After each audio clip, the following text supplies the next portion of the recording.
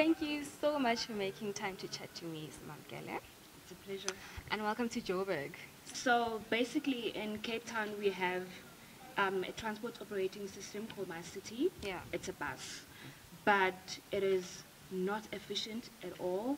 Customer service is really appalling.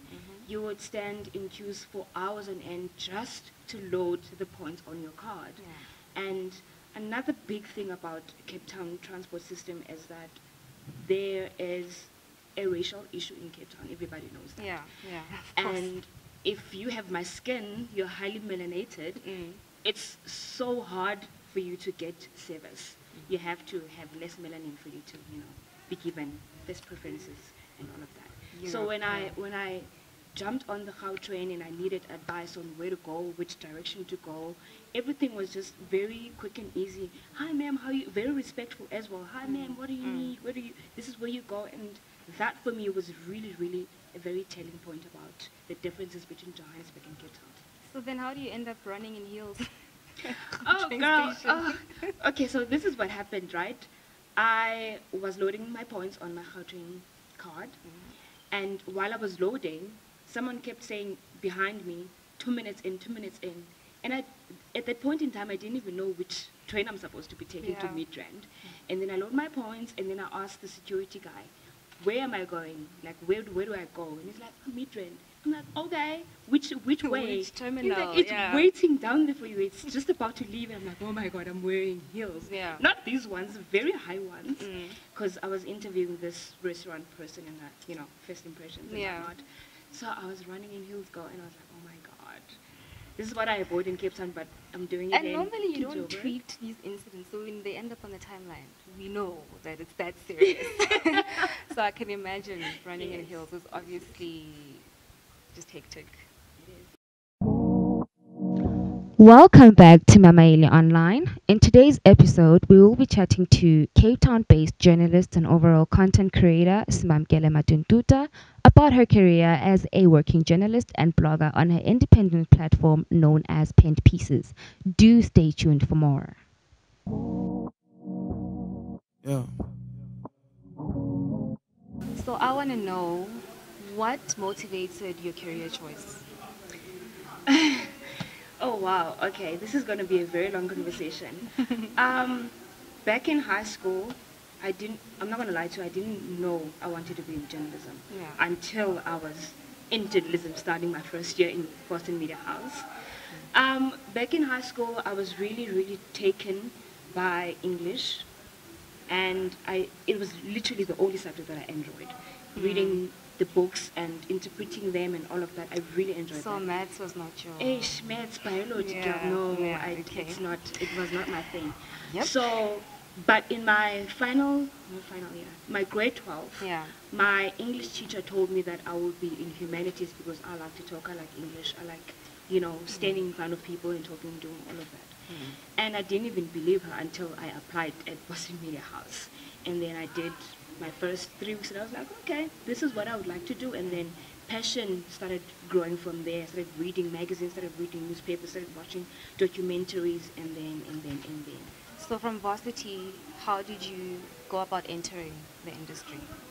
Okay, so this is what happened for me. From Boston Media House, I transferred to Walter Sisulu University, which is in Eastern Cape. And there they have an amazing journalism program. I'm not going to lie to you just because it's in Eastern Cape. Yeah, exactly, there's that. So they have a program called SNA, which is a student news agency. What they do is they take students that want to write, and they write stories and they publish them on provincial newspapers across the province. And so that's what I started with. And seeing my byline on a newspaper that anyone can buy on the shop, that was, for me, that was really amazing, especially because then I was doing news mostly. So it was really important for me. And then from there, I did a stint on radio. I volunteered as a news reader and as a news reporter, and then eventually graduated, if I may call it that, for a lack of a better word, into doing an actual show, like a 3 hours full set, and I was producing the show myself, music, everything myself, and it was incredible. Then from there, I created an opportunity for myself in Cape Town. I called up the station manager at a local radio station there, and I was like, yo, listen, this is what I'm doing currently. I'm an intern at this place. I'd like to come to Cape Town and do this at this station because of this reason. And then everything from there just started picking up, and I started, noticing people and getting mentors, myself, going out there, getting mentors myself. And then, yeah, I got a job at Digital, and then the rest is history. So what have been your highlights, your career highlights so far? Yeah, so many. So many. I wouldn't know where to start, but I will just say the main one is learning, self-learning to do things that I didn't believe that I was capable of.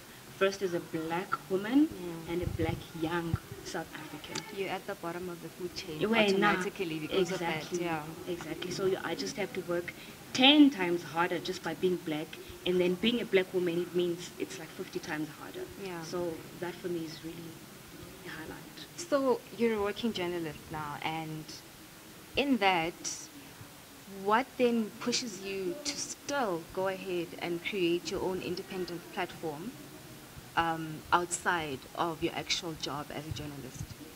Okay, so I work in the lifestyle industry, and I work for the biggest magazine in the continent, right? And basically there we cover like your fashion, entertainment, all of that.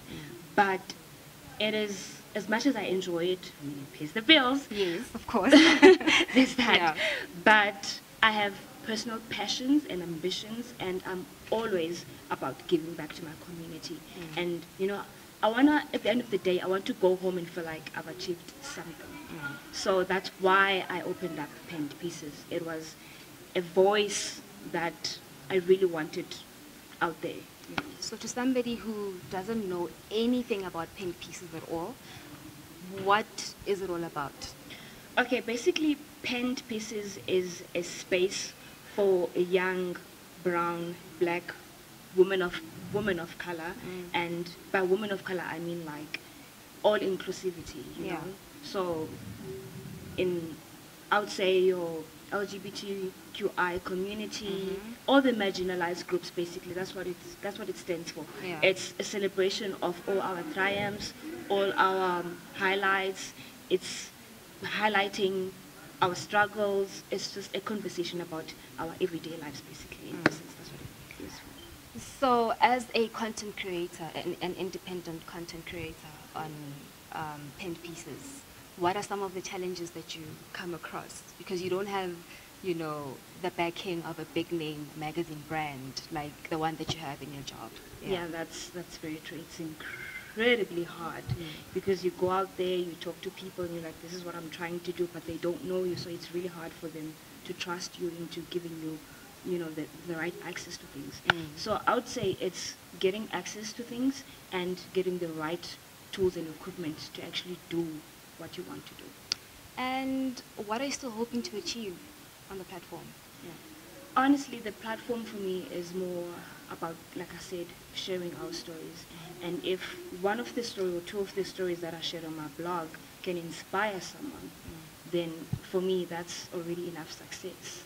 Because we might think that we are alone at whatever struggles that we're going through, but there are a million other people out there that are going through the same thing, so it helps to inspire people. So that's what I'm about. And you started the blog in 2017. So up until this far, what have been your highlights? It's really just been the people that I've interviewed coming back to me saying, oh my God, I love your craft. I love what you're doing. Please keep it up. And then also them recommending people to interview, like, hey, by the way, so-and-so is doing this. Can you just write about them on your blog? That for me is really, really, really, really important. Okay, yeah.